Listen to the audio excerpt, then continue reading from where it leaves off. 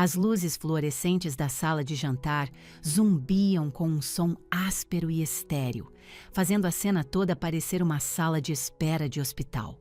O ar estava denso, com uma tensão que quase se podia saborear, e o silêncio era um peso físico pressionando meus ombros. Eu encarava meu prato, para o rosbife seco e passado demais. Eu não queria estar ali, mas a presença era obrigatória. Era a família, afinal. E então, no espaço de uma única batida do coração, a frágil paz se estilhaçou. Lucas, meu sobrinho de 9 anos, inclinou-se sobre a mesa de mogno. Ele não estava tentando alcançar o molho ou a cesta de pães. Seus olhos, escuros e sérios, cravaram-se nos meus. Então, ele franziu os lábios e deliberadamente lançou uma cusparada que pousou bem no centro do meu purê de batatas com alho. Ele não recuou, não pareceu envergonhado, apenas sustentou meu olhar e sorriu de canto. "O vovô disse que você merecia", ele anunciou, sua voz soando com uma clareza arrepiante. Eu fiquei paralisada na cadeira. Esperei minha mãe ofegar. Esperei minha irmã agarrar o braço dele e sussurrar seu nome com raiva. Mas em vez disso, Carla, a mãe dele, levou a mão à boca, não em choque, mas para esconder um sorriso cruel e particular. Leonardo, meu irmão e pai de Lucas, nem se deu ao trabalho de desviar o olhar do prato. Apenas continuou a mastigar sua comida. E minha mãe? Helena, a matriarca, simplesmente lançou ao neto um olhar de aprovação silenciosa e inconfundível. Uma risadinha baixa começou, depois outra. Logo todos estavam rindo, um coro de zombaria direcionado diretamente a mim. Naquele momento sufocante, uma verdade fria e brutal me atingiu. Eu não estava à mesa com minha família. Eu estava em um covil de lobos e eu era o entretenimento deles. Mas antes de continuarmos, me faça um favor e clique no botão de curtir. Se inscreva neste canal e me diga nos comentários de onde você está assistindo. Eu adoraria saber. Empurrei minha cadeira para trás, as pernas do móvel gritando em protesto contra o piso de madeira polida. O som foi estridente, mas ninguém sequer se mexeu. Eles ainda estavam rindo, a diversão deles ecoando pelas paredes e me atingindo em cheio no peito. Olhei para minhas mãos. Elas tremiam, não apenas um leve tremor, mas uma vibração violenta e incontrolável. Eu as fechei em punhos apertados, desejando que ficassem quietas, mas foi inútil. Olhei para Helena, minha mãe, sentada em seu lugar de sempre na cabeceira da mesa. Ela pegou seus talheres com uma graça praticada, cortou um pedaço pequeno e preciso de rosbife e o colocou na boca, mastigando com uma lentidão deliberada e distante. Ela nunca olhou para mim, nunca olhou para a comida profanada no meu prato. Foi uma aula magistral de anulação, como se eu tivesse deixado de existir. Foi a invisibilidade mais profunda que eu já senti. Minha própria mãe, vendo seu neto me humilhar e escolhendo não ver nada. "Maia, pelo amor de Deus, sente-se", disse Carla, sua voz pingando condescendência, enquanto enxugava uma lágrima de riso do canto do olho. "Não seja tão dramática. Foi uma brincadeira. O Lucas só está sendo um menino." "É, tia Maia", Leonardo murmurou com a boca cheia de comida. "Relaxa, você sabe como as crianças são." Eu olhei para eles, olhei de verdade, como se fosse pela primeira vez. Vi as luzes balaiagem profissionais no cabelo de Carla, que eu paguei como presente de aniversário. Vi o relógio caro e elegante no pulso de Leonardo, que comprei para sua formatura. Vi as cortinas de seda novas emoldurando a janela da sala de jantar, aquelas que encomendei para minha mãe porque ela reclamou que as antigas estavam sem graça. Uma constatação gélida se instalou no fundo dos meus ossos. Eu não era uma pessoa para eles. Eu não era uma filha ou uma irmã. Eu era um recurso, uma utilidade. Eu era o fundo de emergência deles, o saco de pancadas emocional. Tentei formar palavras, mas minha garganta era um nó de lágrimas não derramadas e raiva. Parecia que eu tinha engolido uma pedra. Recusei-me a dar a eles a satisfação de uma voz embargada ou de uma única lágrima. Chorei na frente deles a vida inteira, e isso só me rendeu o desprezo deles. Chorar era uma fraqueza que eles exploravam, então não disse nada. Apenas virei as costas para eles. "Onde você vai?" perguntou minha mãe, seu tom seco e desdenhoso, o mesmo que ela usava com vendedores de telemarketing. "Ainda não comemos a sobremesa, fiz sua torta de maçã favorita. Minha favorita. A sobremesa que ela só fazia quando estava prestes a pedir um favor significativo." Continuei andando, movendo-me pelo corredor em direção à porta da frente. Meus sapatos, um par de sapatilhas pretas e práticas, estavam arrumados ao lado da entrada. Eu os havia tirado conforme instruído, para proteger o precioso tapete bege da minha mãe. Olhei para eles, depois para a porta da frente. Se eu parasse para calçá-los, teria que me abaixar. Teria que prolongar isso. Teria que ouvir suas risadas se dissipando por mais 10 segundos. Eu não conseguia.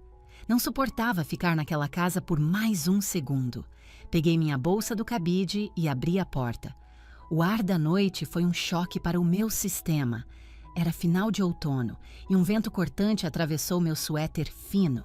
Pisei na varanda, depois desci para o concreto frio e duro da calçada. Eu estava descalça. O frio era atordoante, como pisar numa placa de gelo. A superfície áspera do concreto mordia as solas macias dos meus pés. Um pequeno suspiro escapou dos meus lábios, mas não parei. Passei pelas roseiras que eu havia plantado meticulosamente para minha mãe na primavera passada. Passei pelo SUV reluzente de Leonardo, que eu sabia que estava quase sem gasolina porque ele nunca abastecia até a luz de advertência estar acesa por dias. Finalmente cheguei ao meu próprio sedã sensato e quitado. Meus pés já começavam a ficar dormentes. Procurei as chaves na minha bolsa, minhas mãos tremendo tanto que as deixei cair. Elas caíram no asfalto com um som que pareceu ridiculamente alto na rua silenciosa. "Perfeito", murmurei. "Simplesmente perfeito." Ao me abaixar para pegá-las, arrisquei um olhar para trás, para a casa. A janela da sala de jantar era um retângulo de luz amarelo e quente. Eu podia ver suas silhuetas escuras se movendo lá dentro. Eles ainda estavam à mesa. Nenhum deles tinha se levantado. Nenhum deles tinha vindo até a porta para ver se eu estava bem. Eles estavam terminando o rosbife e o purê de batatas como se nada tivesse acontecido. Como se a filha, a irmã deles, não tivesse acabado de sair descalça na noite gelada. Destravei o carro, entrei e bati à porta. O silêncio repentino foi uma bênção. Travei as portas, um reflexo que não questionei. Fiquei ali sentada, minha respiração ofegante, meu hálito embaçando o para-brisa. Coloquei a chave na ignição, mas não a virei. Olhei para os meus pés. Estavam vermelhos e manchados de sujeira. Tentei mexer os dedos e fiz uma careta de dor. A dor era real, uma sensação aguda e definida. A dor no meu coração era uma névoa confusa e avassaladora, mas a dor nos meus pés era um sinal claro e real. Dei a partida no motor e saí da garagem de ré, meus pneus rangendo no asfalto. Não olhei para trás. Dirigi pela rua familiar, passando pelas casas de pessoas que me conheciam desde que eu era menina. Será que eles sabiam? Será que já tinham ouvido as discussões, a crueldade sutil que vazava pelas paredes da casa impecável na esquina? Eles tinham alguma ideia de que a família Harrison estava podre até o âmago? Entrei na avenida principal, em direção à rodovia. Minha visão estava turva. Pisquei com força e uma lágrima quente finalmente escapou, traçando um caminho pela minha bochecha. Limpei-a com as costas da mão, furiosa comigo mesma. "Pare com isso", ordenei a mim mesma. "Não chore por eles, nem mais uma lágrima." Mas a represa da memória havia se rompido. Lembrei-me de quando tinha 15 anos, depois de ter esquecido de buscar a roupa da minha mãe na lavanderia. Ela me deixou de castigo por um mês. Não perguntou se eu tinha muito dever de casa ou se não estava me sentindo bem. Ela só se importava com sua blusa favorita. Lembrei-me do casamento de Carla em Cancún. Usei todo o meu bônus para pagar a semana da despedida de solteira dela, porque ela insistiu em um resort de luxo com tudo incluído. Paguei por sua suíte, pelos tratamentos de spa, pelos coquetéis intermináveis. Durante o brinde do casamento, ela agradeceu aos amigos, aos pais, aos novos sogros. Agradeceu até mesmo à equipe do hotel. Ela nunca mencionou meu nome. Lembrei-me de quando Leonardo perdeu seu primeiro emprego de verdade. Meu pai me culpou. Disse que eu deveria tê-lo ajudado com o currículo, que eu deveria estar sendo sua mentora. Leonardo era 2 anos mais velho que eu, mas de alguma forma a culpa era sempre minha. Agarrei o volante, os nós dos meus dedos brilhando brancos na escuridão do carro. A estrada se estendia, uma fita preta e vazia. Eu estava dirigindo rápido demais, mas não me importava. Havia um novo sentimento surgindo no meu peito, deslocando a tristeza. Era quente, pesado, e era raiva pura e sem diluição. Por 33 anos, eu tinha feito de tudo para ser a boa. A filha responsável, a irmã confiável. Tive um desempenho excelente na escola. Construí uma carreira como analista de sistemas. Emprestei dinheiro a eles sem questionar. Eu era a terapeuta não remunerada deles, a babá de plantão. Eu nunca, jamais, disse não. Eu vivia sob a ilusão de que se eu fosse útil o suficiente, se eu desse o suficiente, um dia eles finalmente me amariam. Um dia eles olhariam para mim e diriam: "Bom trabalho, Maia.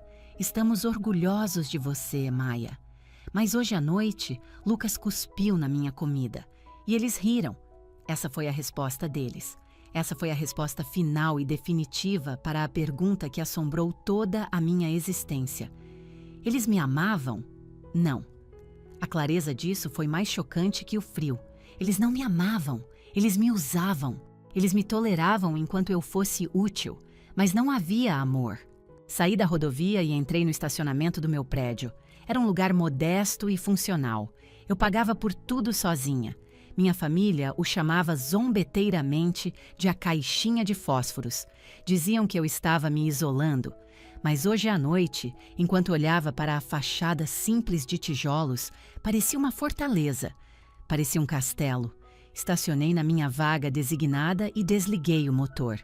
Sentei-me na escuridão, o silêncio do carro um cobertor pesado. Meus pés começavam a latejar com o retorno da circulação. Olhei para minha bolsa no banco do passageiro. Meu celular estava lá. Tinha certeza de que logo estaria vibrando com mensagens. Ou talvez não. Talvez eles nem se dessem ao trabalho. Saí do carro, o asfalto ainda gelado contra meus pés descalços, mas mal senti. Subi os 2 lances de escada até meu apartamento. Destranquei a porta, entrei e fui recebida pelo ar quente e parado do meu próprio espaço.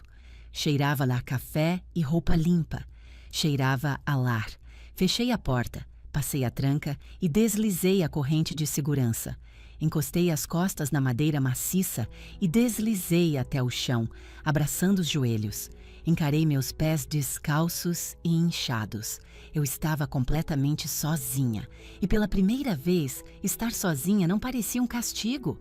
Parecia um santuário. Eu estava farta. Farta de implorar por migalhas de afeto. Farta de tentar ganhar meu lugar em uma mesa onde eu nunca fui verdadeiramente bem-vinda. Sentei-me no chão por um longo tempo, apenas ouvindo, Mavi, o zumbido familiar da minha geladeira. Meu corpo doía com uma exaustão profunda, mas minha mente estava zumbindo, ganhando vida. A saída gelada estava completa. Eu estava fora. Eu estava em casa. E eu nunca, jamais voltaria. Eu permaneci no chão da minha entrada pelo que pareceu 1 hora, mas provavelmente foram apenas 20 minutos. O calor do assoalho gradualmente descongelou meus pés.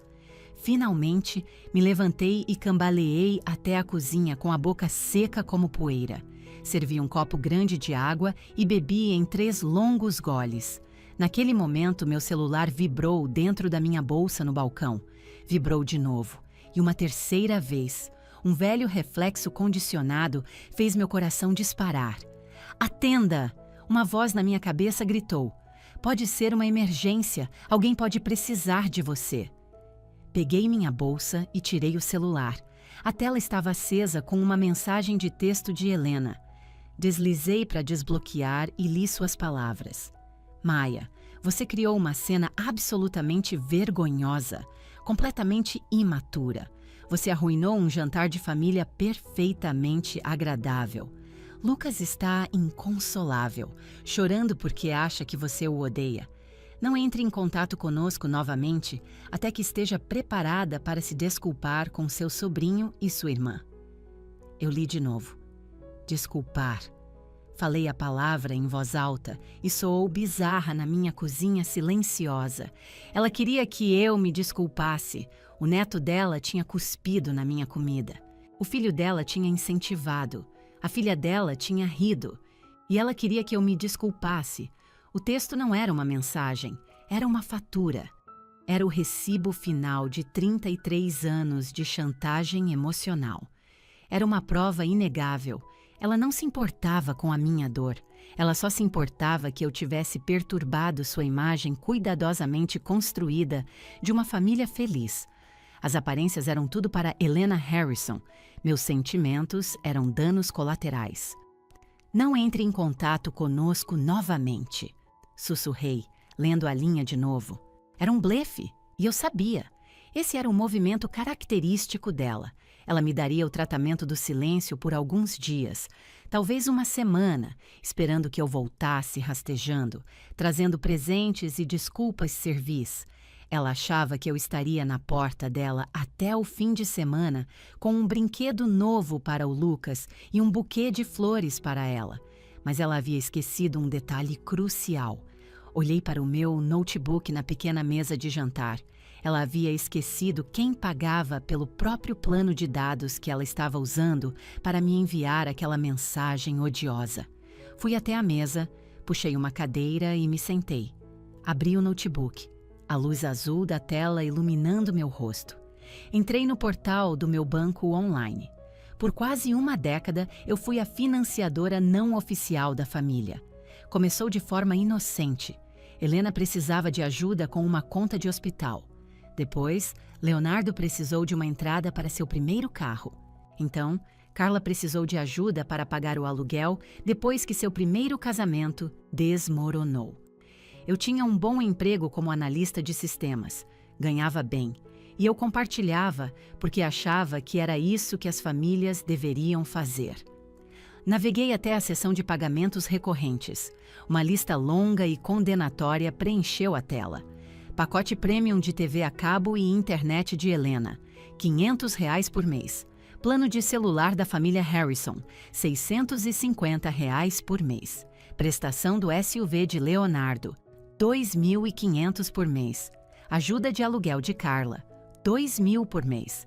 Aulas de karatê do Lucas, R$ 400 por mês. E o maior de todos, pagamento automático da hipoteca de Helena, R$ 4.500 por mês. Encarei os números. Meu queixo caiu. O total passava de R$ 10.000 por mês. Era mais da metade do meu salário líquido. Eu dirigia um carro com 10 anos de uso para que Leonardo pudesse ter um SUV de luxo. Comprava minhas roupas em brechós para que Carla pudesse ter grifes. Morava em um apartamento de um quarto para que Helena pudesse manter a enorme casa da família onde cresci. Eu fazia tudo porque ansiava pela aprovação deles. Achava que, ao me tornar indispensável, eles nunca poderiam me descartar. Mas a mensagem de texto dela foi cristalina. "Não entre em contato conosco novamente." "Ok, mãe", eu disse para a sala vazia. "Vou respeitar seus desejos." Meu dedo pairou sobre o mouse. Comecei pelo menor, o karatê do Lucas. Cliquei em cancelar pagamento agendado.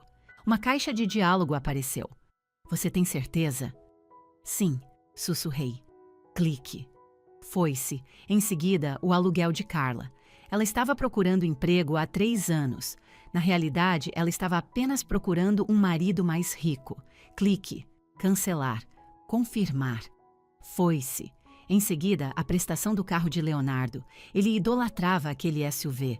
Polia-o todo fim de semana. Ele nunca se ofereceu para sequer calibrar os pneus do meu carro. Clique. Cancelar. Confirmar. Foi-se. Depois, as contas de Helena, a TV a cabo, a internet, os celulares e, finalmente, a hipoteca. Parei nessa. Aquela era a casa onde dei meus primeiros passos. Era também a casa onde aprendi a me fazer pequena e silenciosa. Se eu cancelasse isso, ela receberia um aviso de inadimplência em uma semana. Ela provavelmente conseguiria cobrir com a pensão, mas com muito aperto. Não haveria mais noites de bingo, nem roupas novas, nem almoços tranquilos com as amigas. Ela teria que aprender o significado da palavra orçamento. Lembrei-me do rosto dela na mesa de jantar, aquele brilho de orgulho quando Lucas cuspiu em mim. Cliquei no mouse. Cancelar. Confirmar. Série de pagamentos excluída com sucesso. Estava feito. Em menos de 5 minutos, eu havia cortado as linhas de vida financeiras que mantinham seu mundo confortável à tona. Peguei meu celular. Eu tinha que responder. Precisava que eles soubessem que isso foi deliberado, não uma falha técnica. Compus uma nova mensagem, endereçada apenas à minha mãe. Helena, entendido. Não entrarei em contato. Como não sou mais considerada parte da família, me retirei do orçamento familiar. O pagamento automático da hipoteca foi cancelado. Leonardo precisará providenciar os pagamentos de seu próprio SUV e Carla precisará cobrir seu próprio aluguel. Boa sorte. Apertei em enviar, coloquei o celular virado para cima na mesa e apenas o observei. 1 minuto se passou, 2, e então a erupção. O celular começou a vibrar violentamente, zumbindo e se debatendo na mesa de madeira como um inseto preso. Chamada recebida. Mãe. Recusei. Chamada recebida. Carla. Recusei. Chamada recebida. Leonardo. Recusei. Então os textos começaram a chegar. Um ataque rápido. Carla. Que porra é essa, Maia? Você enlouqueceu? Leonardo. Você não pode fazer isso. Eles vão tomar meu carro. Atende esse telefone. Helena. Maia Ann Harrison, me responda neste instante. Isso é roubo. Você prometeu que pagaria isso. Carla. Você está machucando o Lucas. Ele ama a aula de karatê. Sua egoísta desgraçada. Egoísta. A palavra fez uma risada seca e sem humor escapar dos meus lábios. Eles estavam me chamando de egoísta. Eu havia subsidiado a vida deles em mais de R$500 mil na última década. O segundo em que o dinheiro parou, eu era egoísta. O celular continuou sua dança frenética, tremendo com a fúria coletiva deles. Eles não estavam ligando para ver se eu estava bem. Não estavam ligando para se desculpar. Estavam ligando porque suas mesadas haviam sido cortadas. A verdade doeu, uma dor profunda e ressonante no meu peito. Mesmo agora, enfrentando as consequências diretas de suas ações, a única preocupação deles era com eles mesmos. Olhei para a tela uma última vez. Uma nova mensagem de Helena. Se você não reativar esses pagamentos imediatamente, eu vou te deserdar. Digitei uma resposta final. Enviei apenas para ela. Você já fez isso. Então fiz a única coisa que restava. Pressionei e segurei o botão de energia na lateral do celular. Deslize para desligar. Meu dedo traçou a linha na tela. A tela ficou preta. O zumbido parou. O silêncio no meu apartamento retornou, mas desta vez não parecia vazio.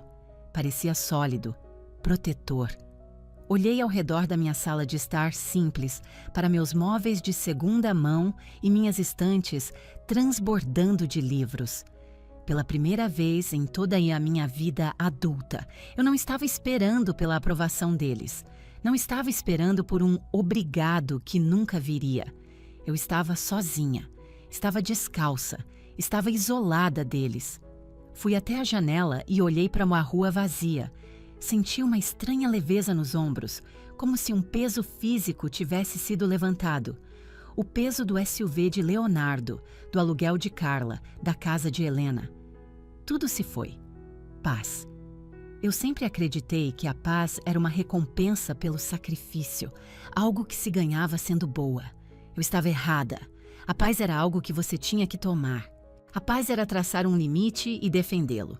Não tinha um preço. Era de graça. O único custo era tudo aquilo que eu erroneamente pensava que queria. Fui para o meu quarto e me deitei, ainda com as roupas do dia. Não lavei o rosto, nem escovei os dentes. Apenas me encolhi sob meu edredom pesado. Sabia que amanhã seria uma guerra. Sabia que eles provavelmente apareceriam, batendo na minha porta. Mas por esta noite, o celular estava desligado. O banco da Maia estava oficialmente, permanentemente fechado. Fechei os olhos e pela primeira vez em muito tempo adormeci sem me preocupar se tinha feito o suficiente para ser amada. Acordei na manhã seguinte com uma série de batidas firmes e rítmicas na minha porta. Meu coração imediatamente começou a martelar. Por um segundo aterrorizante, tive certeza de que era Leonardo, pronto para gritar comigo sobre seu precioso SUV. Fiquei ali, paralisada sob as cobertas, encarando a luz cinzenta da manhã que se filtrava pelas persianas. Maia, abre. Eu trouxe pão de queijo. Uma lufada de ar lenta e longa escapou dos meus pulmões. Não era Leonardo, era Júlia. Júlia era minha prima, filha do irmão do meu pai. Ela era a que falava as verdades na família, a única que via a disfunção pelo que era. Ela parou de ir às reuniões de feriado anos atrás, depois que minha mãe a informou que sua carreira como arquiteta paisagista era suja demais para uma dama. Júlia apenas riu, desejou-lhe felicidades e nunca mais voltou. Arrastei-me para fora da cama, ainda vestindo as roupas amassadas da noite anterior. Fui até a porta e a destranquei. Júlia estava no corredor, segurando um saco de papel branco e 2 copos grandes de café. Seus olhos avaliaram meu estado desgrenhado, meus pés descalços, minhas roupas amassadas. Ela não fez uma única pergunta, apenas me deu um aceno de cabeça compreensivo. Demorou, hein? Disse ela, passando por mim para a cozinha e colocando os cafés no balcão. Eu vi o drama no grupo da família antes de te expulsarem.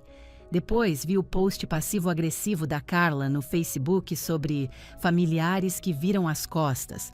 Imaginei que você finalmente tinha explodido. Fechei a porta, minhas costas deslizando por ela até eu estar sentada no chão.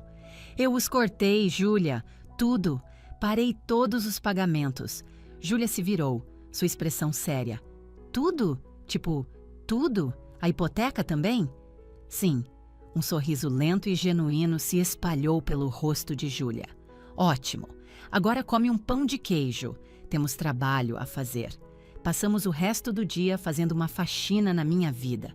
Começamos pelos laços digitais. Liguei meu celular de volta e ele imediatamente começou a vibrar. Um chilique de 5 minutos de chamadas perdidas e mensagens de texto venenosas. Júlia gentilmente pegou o celular das minhas mãos. Você não precisa ver esse veneno, disse ela. Mas e se... E se o quê, Maia? Ela interrompeu. E se eles pedissem desculpas? Você honestamente acredita que há um único me desculpe nessa enxurrada de mensagens? Balancei a cabeça em silêncio. Não. Exatamente. Então não vamos ler. Ela sistematicamente passou pelos meus contatos, bloqueando Helena, Carla e Leonardo. Bloqueou seus cônjuges e ex-cônjuges por precaução. Apertou todas as minhas configurações de privacidade nas redes sociais. Faxina digital completa, anunciou Júlia, me devolvendo o celular. Agora, o espaço físico. Meu apartamento, percebi, era um museu de coisas que eu nem gostava. Eram todos presentes ou coisas usadas da minha família, itens que eu mantinha para agradá-los. Havia uma gravura horrível de uma tigela de laranjas no corredor. Helena me deu, comentando que minhas paredes eram deprimentemente nuas, como um apartamento de solteiro. Eu sempre odiei aquilo. Era barato e genérico, mas eu mantinha pendurado porque sabia que ela procuraria por ele toda vez que visitasse. Tire isso daí, ordenou Júlia. Hesitei. Minha mãe adora essa coisa. Sua mãe mora aqui? Perguntou Júlia com uma sobrancelha arqueada. Não. Então tire. Levantei a moldura do gancho. A parede atrás dela era um quadrado pálido e limpo. Enfiei a pintura em um saco de lixo preto.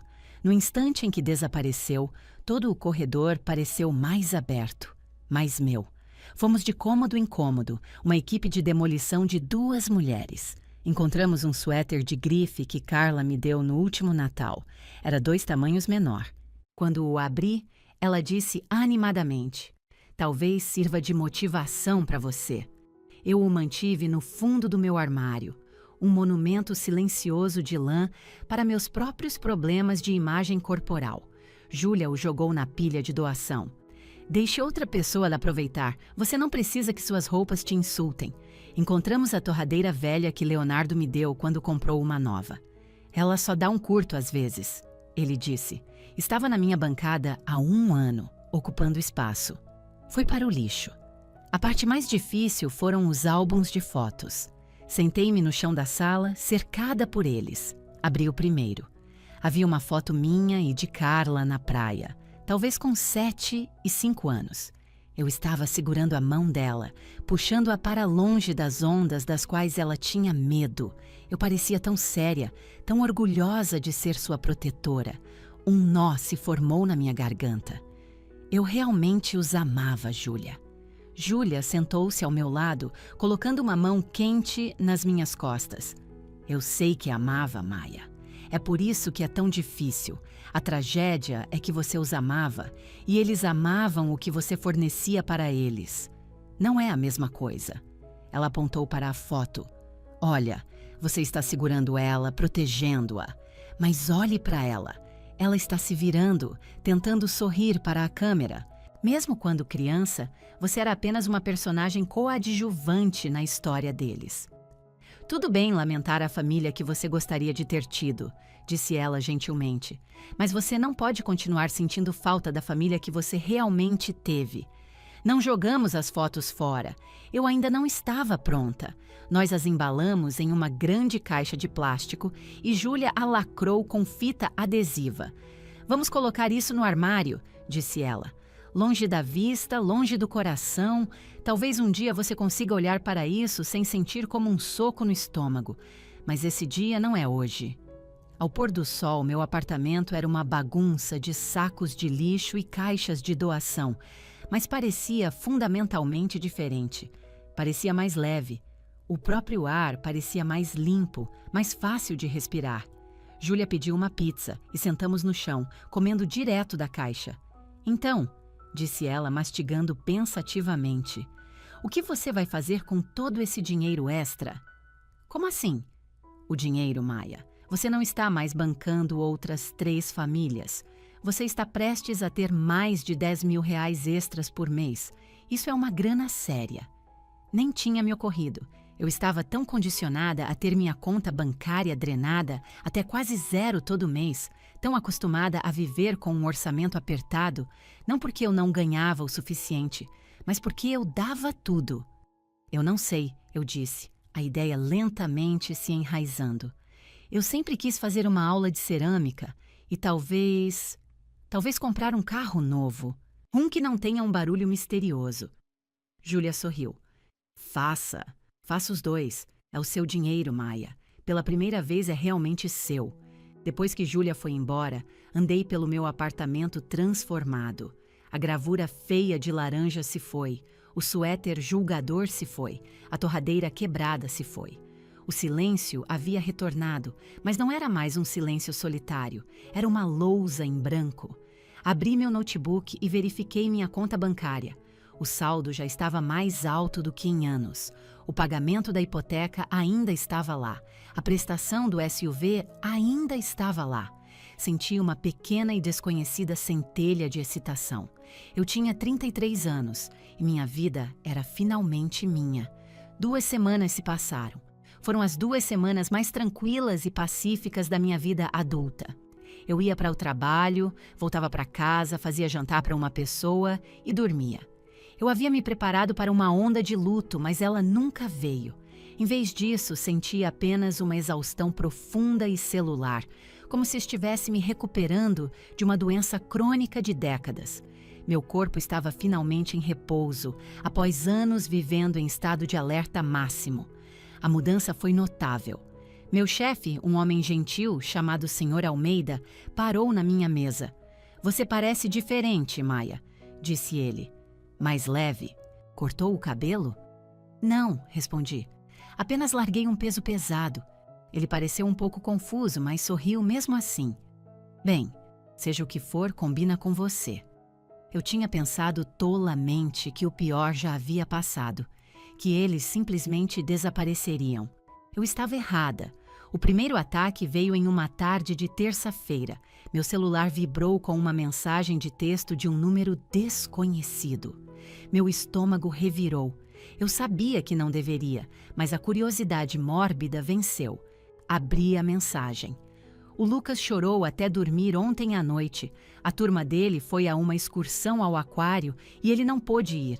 A taxa da escola era de R$ 150. Nós não tínhamos. Espero que você esteja feliz por partir o coração de um garotinho. Tinha que ser a Carla, usando o celular de uma amiga. Meu estômago se contorceu em um nó. A excursão ao aquário. Lembrei-me do Lucas falando sobre isso, de como estava animado para ver o tanque de tubarões. R$ 150. Não era nada. Se eu soubesse, teria pago em 1 segundo. Eu não queria que o Lucas sofresse. Ele era uma criança e sua crueldade era aprendida, não inata. Sentei-me na minha mesa, sentindo uma onda de culpa fria e pegajosa me invadir. Eu era um monstro. Eu era a que tinha uma conta poupança. Por que eu não podia simplesmente ter pago pela excursão? Meus dedos pairaram sobre o teclado, prontos para pedir um link para o portal de pagamento da escola. Mas então eu me contive. Espere um pouco. Leonardo dirigia um Sport Utility Vehicle novo. Carla fazia as unhas a cada 2 semanas, o que devia custar pelo menos R$ 200 por vez. Helena ia ao bingo com as amigas toda sexta à noite. Entre os três, eles não conseguiam juntar R$ 150? Eles tiveram 2 semanas de aviso de que o dinheiro havia sido cortado. Poderiam ter pulado um jantar fora. Carla poderia ter esperado 1 semana para fazer a manicure. Leonardo poderia ter lavado o próprio carro. Eles não fizeram. Eles escolheram não pagar. Eles deliberadamente deixaram Lucas perder sua excursão para que pudessem usar a decepção dele como uma arma contra mim. O cálculo disso fez minhas mãos começarem a tremer novamente, mas desta vez de raiva. Não fui eu quem falhou com Lucas, foram eles. Apaguei o texto e bloqueei o número. Boa tentativa. Sussurrei para o escritório vazio, mas eles estavam apenas começando. 3 dias depois, Júlia ligou. Sua voz estava tensa. "Maia, o que quer que você faça, não entre no Facebook." "Por quê? O que aconteceu?" "Apenas confie em mim. Fique longe de lá. É um esgoto." Claro, eu olhei. Entrei em uma conta falsa que mantinha para situações como essa e procurei o perfil de Carla. Lá estava. Uma campanha de vaquinha online, compartilhada publicamente. O título era "Ajude a família Silva a superar uma traição cruel." A foto era uma imagem profissionalmente triste de Lucas olhando para os sapatos. Era tão obviamente encenado que era risível. Cliquei e li a descrição. "Oi, pessoal. Como alguns de vocês sabem, nossa família está passando por tempos inesperadamente difíceis. Meu filho Lucas está sofrendo. O pai dele e eu estamos trabalhando duro, mas fomos recente e cruelmente abandonados por um membro próximo da família que era nosso principal apoio financeiro. Fomos completamente pegos de surpresa.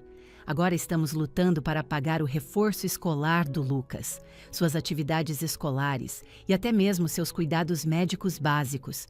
Estamos apavorados com a possibilidade de perder nossa casa. Qualquer pequena ajuda é bem-vinda.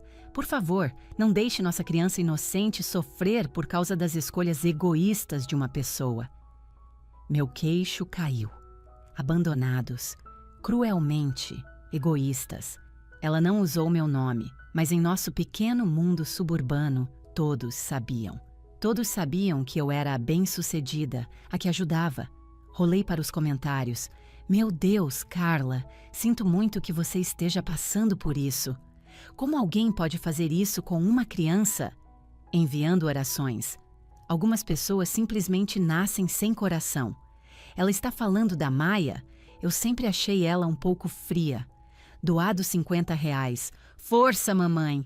Eles estavam monetizando meu nome, me pintando como uma vilã para obter dinheiro de estranhos por pena. Senti uma vergonha quente e ardente subir pelo meu pescoço. Eu queria gritar, queria postar meus extratos bancários mostrando os milhares e milhares de reais que eu havia investido em suas vidas. Queria postar uma foto do purê de batatas coberto de cuspe. Peguei meu celular para ligar para a Júlia. Eu vi! Eu disse, minha voz tremendo. Vou comentar, vou contar a todos a verdade. Não, disse Júlia, sua voz firme. Você não fará tal coisa. É exatamente isso que eles querem. Eles querem uma briga pública. Querem te arrastar para a lama para que você pareça tão louca quanto eles. Mas eles estão mentindo. Estão ganhando dinheiro às minhas custas. Deixe que ganhem, disse Júlia. Maia, me escute. Se você se envolver, parecerá defensiva. Se ficar em silêncio, parecerá digna. As pessoas que realmente importam, aquelas que te conhecem de verdade, já sabem a verdade.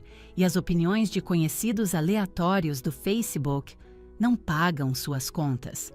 Só dói, Júlia. Eu sei que dói. É uma campanha de difamação clássica. É o que pessoas tóxicas fazem quando não conseguem mais te controlar. Elas tentam controlar como as outras pessoas te veem. É um jogo de poder. Olhei para a tela novamente. O total da doação havia subido para R$ 900. Eles estão vendendo a dignidade por algumas centenas de reais, disse Júlia, sua voz cheia de pena. É o quão desesperados eles estão. Não é poderoso, Maia. É patético. Ela estava certa, era totalmente patético. Carla, uma mulher adulta, estava mendigando na internet, em vez de atualizar seu currículo. Leonardo estava deixando sua irmã solicitar doações em vez de trocar seu carro caro. E Helena estava permitindo que usassem seu neto como um adereço de simpatia. Fechei o notebook. Você está certa, eu disse, minha voz mais firme. Não vou dizer uma palavra. Ótimo. Agora venha aqui hoje à noite. Vamos pedir comida indiana e rir de um reality show horrível. Ok.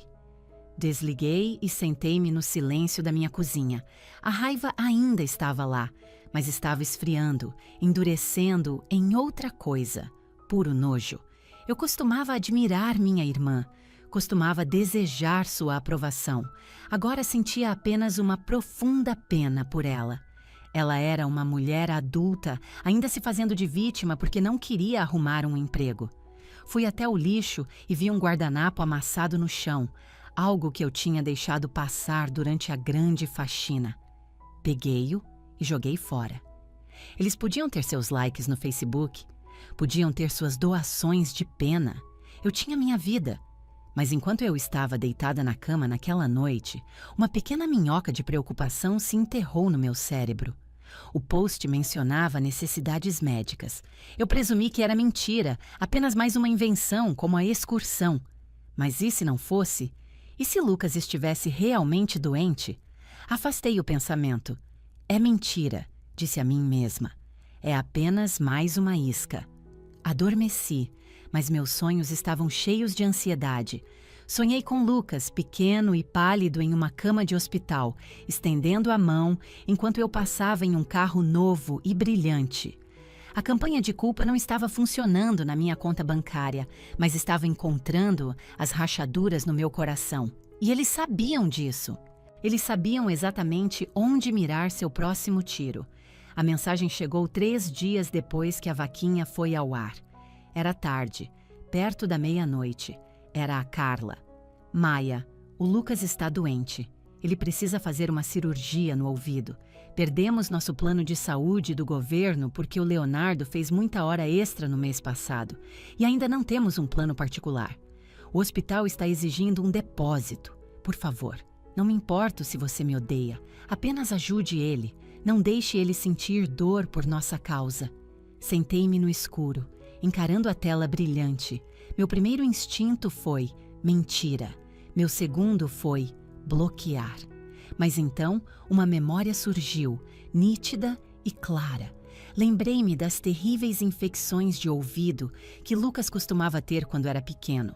Lembrei-me de embalá-lo por horas, com um pano quente pressionado contra o lado de sua cabeça, porque Carla estava exausta demais para lidar com o choro dele. Lembrei-me da agonia pura em que ele estava. Acendi a luz do abajur. É uma armadilha, sussurrei para mim mesma. É outra armadilha. Mas e se não fosse? E se um menino de 9 anos estivesse com dor de verdade e seus pais fossem orgulhosos ou incompetentes demais para lidar com isso? Não respondi a Carla. Em vez disso, levantei-me e fui para o meu notebook. Eu sabia o nome do pediatra deles. Era o Dr. Miller na clínica da comunidade. Eu já tinha pago coparticipações suficientes lá ao longo dos anos. Esperei até de manhã. Às 8h01, liguei para a clínica. Olá, meu nome é Maya Harrison. Sou tia do Lucas Harrison. Estou ligando sobre uma questão de faturamento para um procedimento futuro. A recepcionista hesitou. Sinto muito. Não posso fornecer informações de pacientes sem o consentimento dos pais. Eu entendo, disse eu, mantendo a voz calma e profissional. Não preciso de nenhum detalhe médico. Só preciso confirmar o valor do depósito para o procedimento. Serei eu quem vai pagar. Houve uma pausa. Depois, o som de digitação. Ah, sim. A mastoidectomia. O depósito cirúrgico é de R$8.000. Deve ser pago até esta sexta-feira, antes da cirurgia. Meu peito apertou. Era real. Lucas precisava de uma cirurgia. E era sério. E conhecendo Leonardo e Carla, eles não tinham R$80 na poupança. Muito menos R$8.000. Fechei os olhos. Eu poderia dizer não. Poderia dizer que não era meu problema. Poderia deixá-los resolver. Talvez Leonardo finalmente tivesse que vender seu precioso SUV. Talvez Helena pudesse resgatar um título de capitalização. Mas isso levaria tempo, e a cirurgia era em 2 dias. Se eles perdessem o prazo, Lucas teria que esperar, possivelmente por semanas. Ele estaria com dor. Isso não era pela Carla, não era pela Helena. Era pelo garotinho que costumava adormecer no meu ombro, antes que seus pais o ensinassem a me ver como um alvo. Ok, eu disse à recepcionista. Vou pagar uma parte desse depósito agora mesmo, por telefone. Ah, que maravilha da sua parte, disse ela, sua voz se iluminando. Vou pagar exatamente R$3.200, afirmei. Né, 3.200? Ela repetiu, confusa. Sim, isso é 40%. A cirurgia é para uma criança que tem mãe e pai. Eu sou a tia. Vou cobrir minha parte, mais um pouco. Mas não vou cobrir tudo. Os pais dele precisarão arranjar o resto. Dei a ela o número do meu cartão de crédito. O pagamento foi processado. Por favor, informe a Carla Harrison que 40% do depósito foi coberto, eu disse. E por favor, informe a ela que o saldo restante é responsabilidade dela e do marido. Desliguei o telefone. Senti uma mistura bizarra de alívio e fúria. Eu havia quebrado minha própria regra. Havia aberto minha carteira, mas não a abri completamente. Eu os forcei a participar. Se quisessem que o filho recebesse o tratamento de que precisava, teriam que encontrar R$4.800. Era um esforço, mas era factível. Eles poderiam vender coisas, poderiam pedir um adiantamento, poderiam se humilhar. Não mandei mensagem para a Carla, não mandei mensagem para a Helena, simplesmente fui trabalhar. Naquela noite, eu estava lavando a louça quando meu celular vibrou. Era uma mensagem de voz. O identificador de chamadas dizia mãe. Hesitei. Depois apertei play e levei o celular ao ouvido. A voz dela era baixa e trêmula. Maia, sou eu. A clínica ligou. Eles nos contaram o que você fez. Ela fez uma pausa e ouvi um fungado úmido. Nós estávamos em pânico. O Leonardo estava tentando vender os tacos de golfe dele online, mas não ia ser o suficiente. Eu não achei que você ajudaria. Não depois de tudo. Não depois do que o Lucas fez. Outra longa pausa. Eu sei que não fomos justos com você, Maya. Eu sei que te subestimamos. Hoje, você não precisava fazer aquilo. E você fez. Então, obrigada. Apenas obrigada. Acho que estive errada sobre algumas coisas. A mensagem terminou. Fiquei na minha cozinha, segurando um prato pingando. Não houve me desculpe. Não houve nós te amamos. Mas ela admitiu estar errada. Para Helena Harrison, isso era o equivalente emocional de mover uma montanha. Não liguei de volta para ela. Não mandei mensagem. Apenas salvei a mensagem de voz. Não era perdão, nem de perto. Mas parecia que uma pequena rachadura havia aparecido na enorme parede entre nós. E através dessa rachadura vi um vislumbre de algo que não via nela há muito, muito tempo. Respeito. Eles respeitaram meu limite. Eles me respeitaram, não porque eu cedi e dei tudo a eles, mas porque ofereci ajuda nos meus próprios termos. Terminei a louça, meus movimentos lentos e deliberados. Senti-me estranhamente mais leve. Eu havia ajudado o Lucas, mas não havia resgatado seus pais. Eu os deixei carregar seu próprio peso. E pela primeira vez, parecia que eles estavam realmente tentando levantá-lo. 3 dias após cirurgia de Lucas, cheguei em casa do trabalho e encontrei uma caixa de papelão na minha porta. Era uma caixa marrom simples, selada com fita crepe. Meu nome, Maya, estava escrito no topo com uma caligrafia familiar e bagunçada. Era a letra de Carla. Meu estômago deu um salto nervoso. Seria um truque? Uma caixa cheia de contas não pagas deles? Uma coleção de lixo? Levei-a para dentro e coloquei-a na mesa da cozinha, observando-a com desconfiança. Peguei um estilete e cortei a fita, depois abri as abas. Não era lixo, era o meu passado. No topo havia uma pilha dos meus álbuns de fotos de infância, aqueles que sempre estiveram na casa da minha mãe. Debaixo deles estavam fotos escolares antigas e emolduradas.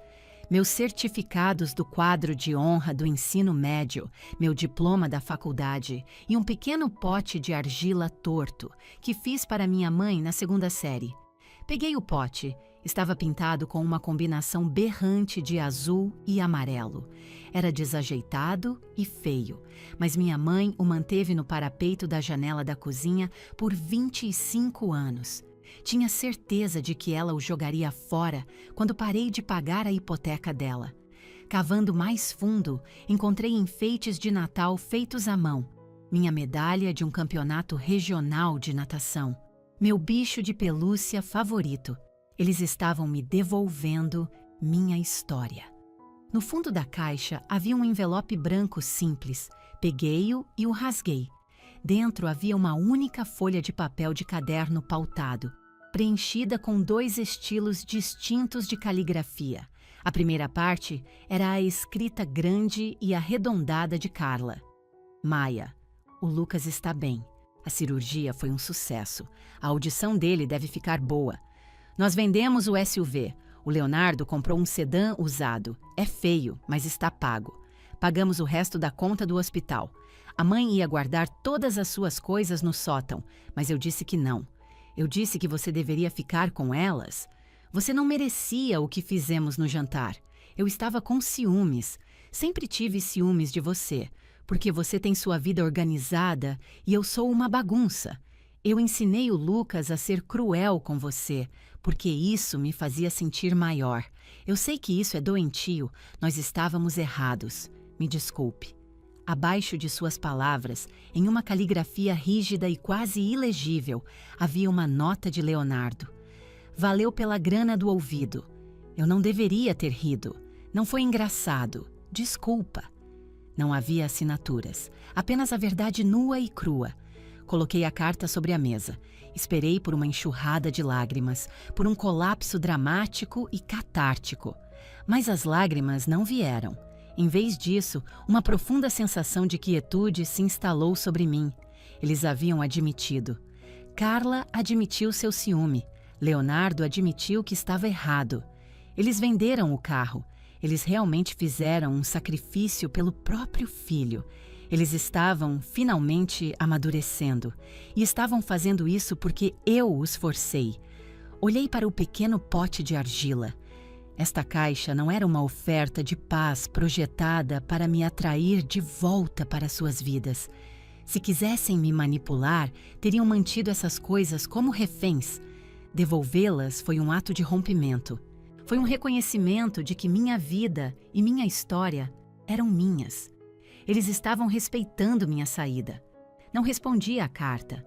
Não liguei para agradecer. Não era necessário. O silêncio entre nós havia mudado. Não era mais um silêncio raivoso e ressentido. Era uma distância respeitosa. Levei a caixa para a minha sala de estar. Não a escondi em um armário. Peguei o pequeno pote de argila e o coloquei no parapeito da minha própria janela. Peguei minha medalha de natação e a pendurei no canto de um espelho. Eram minhas coisas, pedaços da minha história.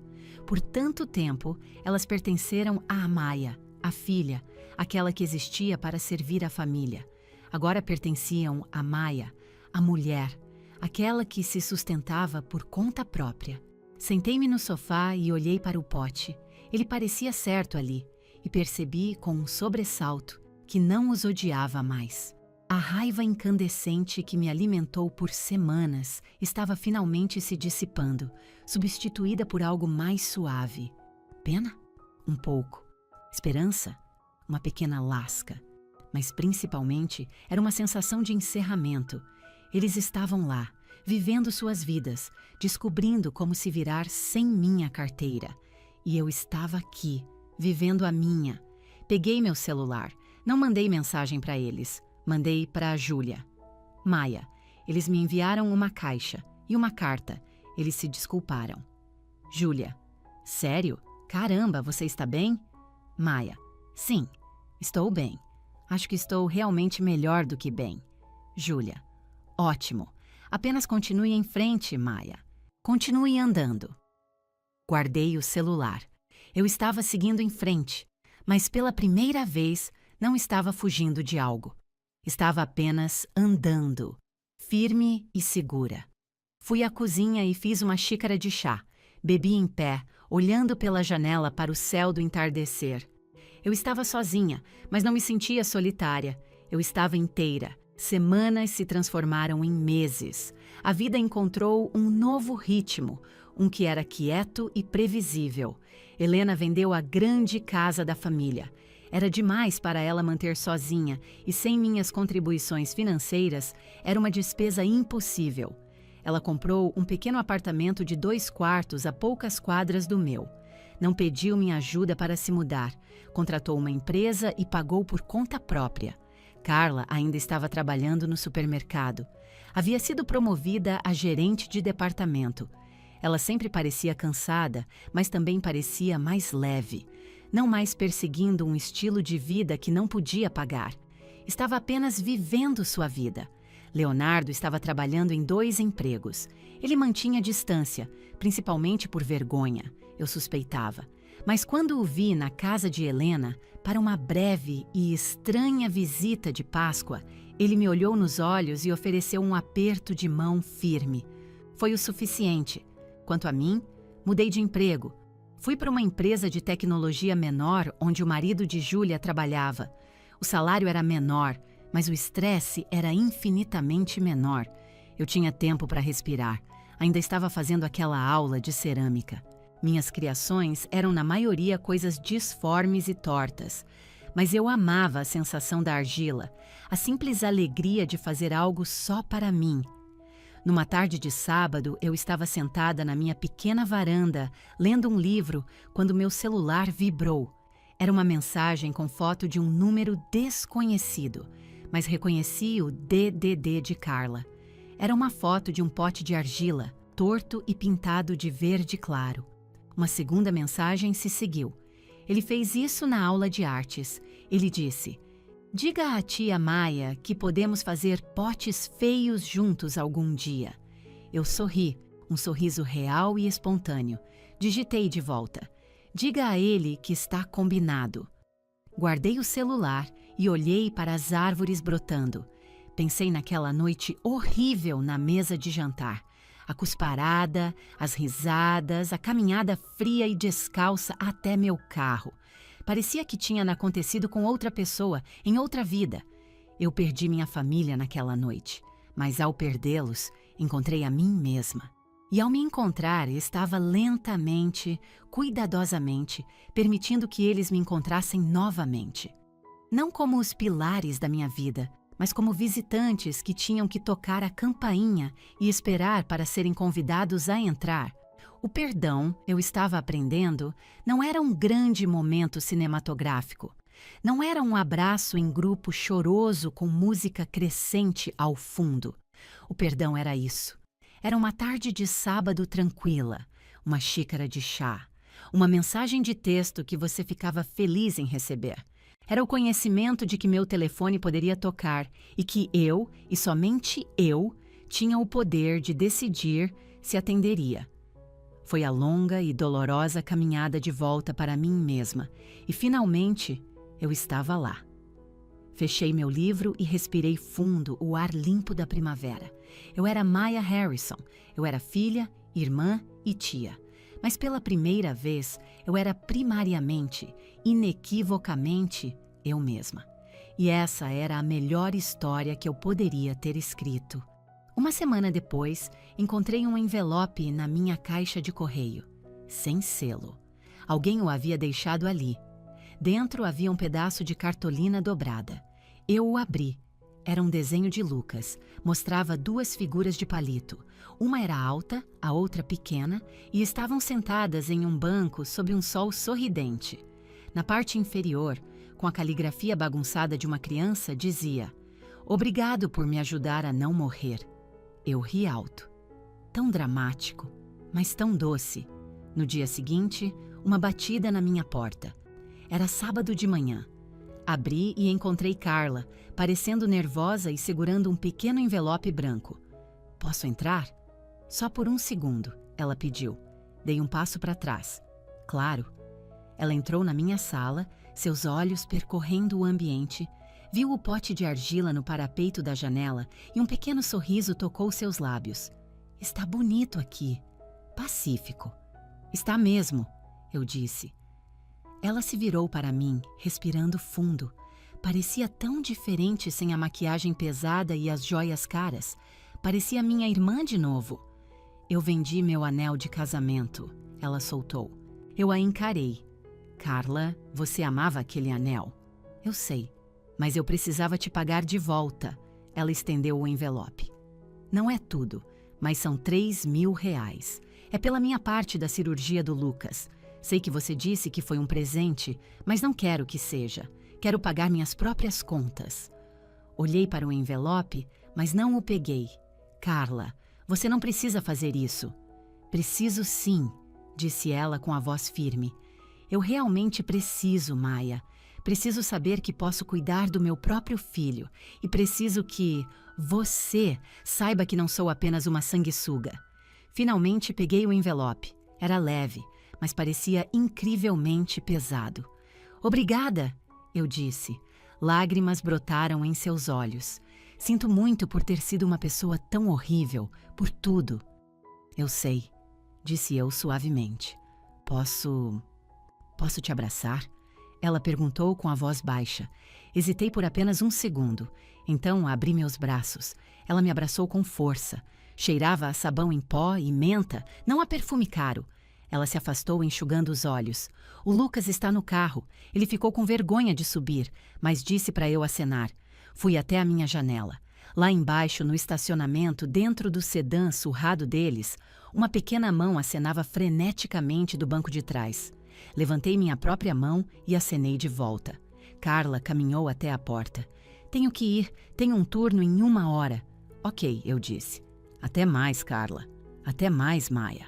Ela saiu. Segurei o envelope.